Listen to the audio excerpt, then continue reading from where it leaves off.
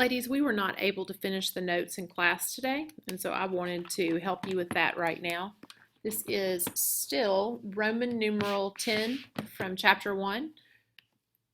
In your textbook, this is section 1.7, and we were working on compositions of functions, how to find those compositions, and also how to find the domain of those functions. So this is example number 4 in your notes.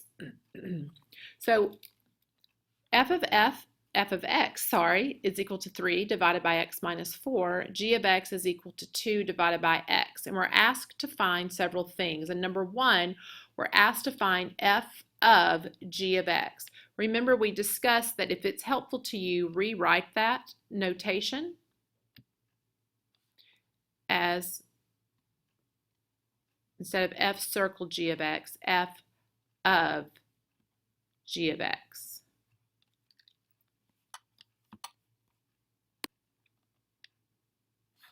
So we're putting 2 over x into our f function.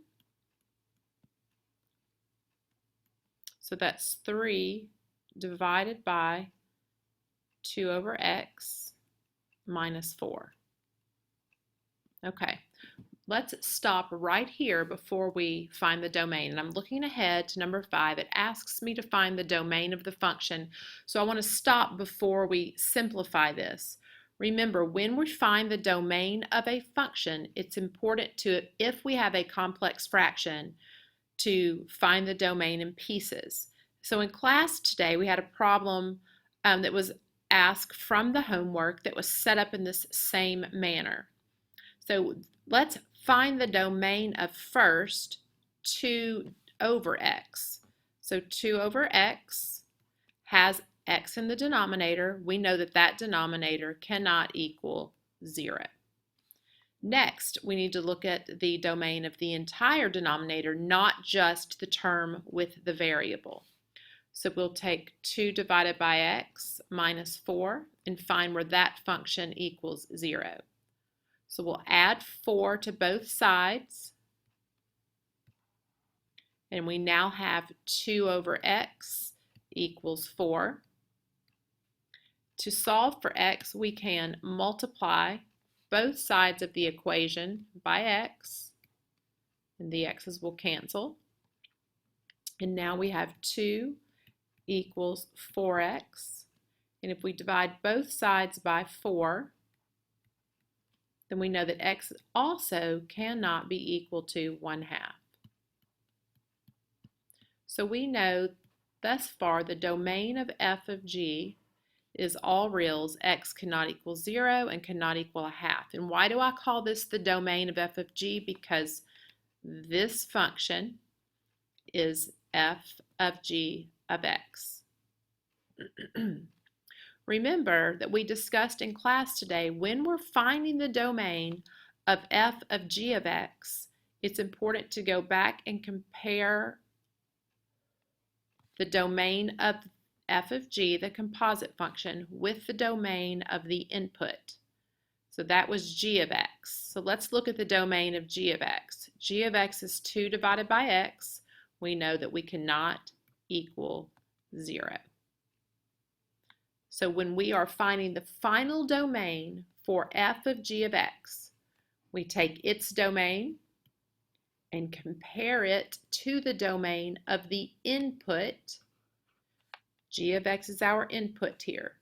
Well, where does all reals x does not equal 0, all reals x does not equal 1/2, and all reals x does not equal 0 overlap? That overlaps at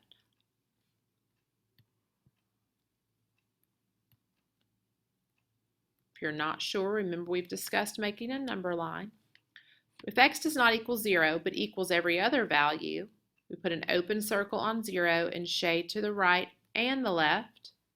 If x is equal to if x does not equal 1/2 but all other values, we put an open circle on 1/2 and shade to the left and the right. So you see that we overlap from -infinity to 0. We overlap from 0 to 1/2, and then from 1/2 to positive infinity. So you may write this in interval notation, or all reals, x is not equal to 0 and 1/2. Okay, so let's finish this problem. To simplify, we'll bring over the 3, and we have 2 divided by x minus 4 over 1. I put 4 over 1, so I can make a common denominator. My common denominator for x and 1 is x. X will divide into itself one time.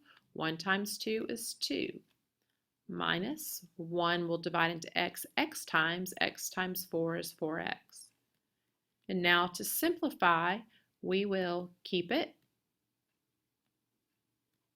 switch it, flip it.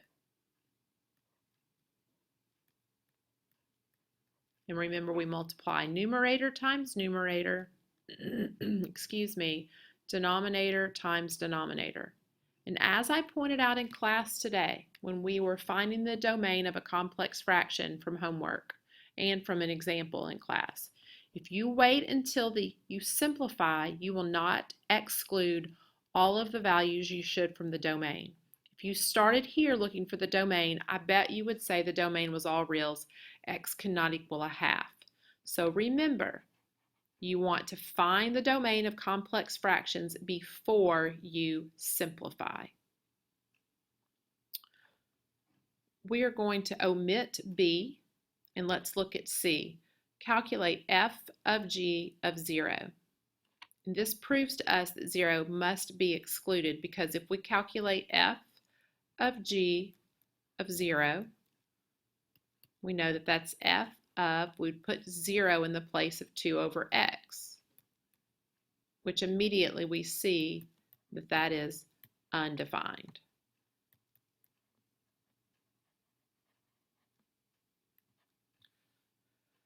We found the composite function f of g, we've found the domain of f of g, and we found where those two domains intersect. Now the instructions also ask us to find the domain of f.